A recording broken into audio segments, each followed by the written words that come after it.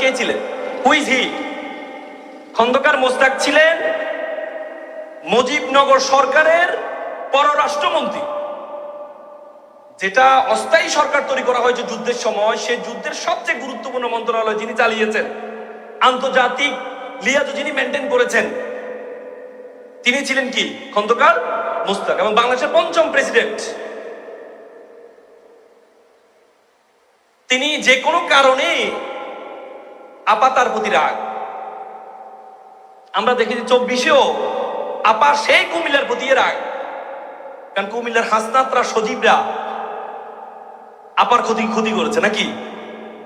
এই জন্য আমি মনে কুমিল্লা হচ্ছে কুফা তার জন্যই, বাট বাংলাদেশের জন্য কুমিল্লা একটা আশীর্বাদ।